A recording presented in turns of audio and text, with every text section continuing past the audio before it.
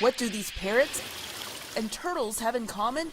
Many of them are descendants of pets who immigrated to this urban jungle. Southern California is not their native homeland. That is their outdoor voice, by the way. They're not quiet birds, so.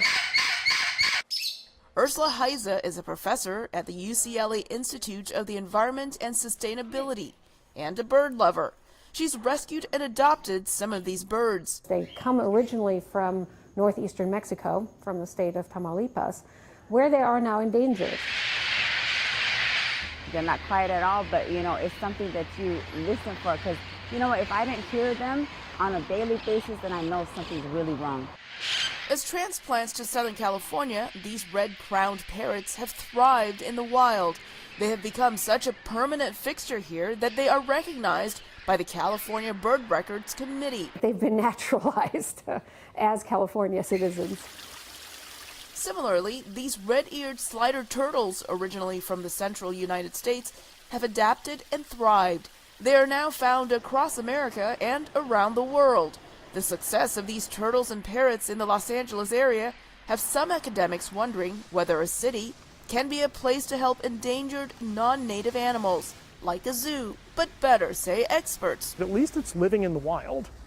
It's making its own living. It's having the lifestyle that that turtle or that parrot should have. It's just doing it in a different place. We have put up major buildings. We've put expanses of concrete. We've introduced a completely different vegetation. And in many cases, that's led to a reduction of biodiversity because a lot of our created habitat is not hospitable to the native species. But the other side of that is that we've created new ecological niches and new kinds of habitats.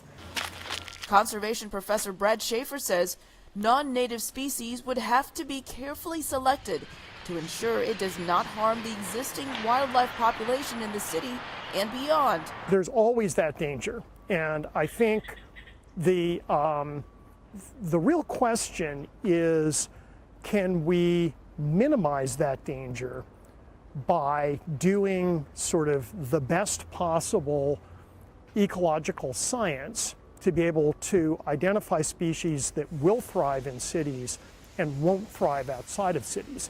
Schaefer says species will migrate outside their native environment, potentially causing harm. He believes it might be better to carefully select a species to introduce as long as it's not harming biodiversity in a city. Elizabeth Lee, VOA News, Los Angeles.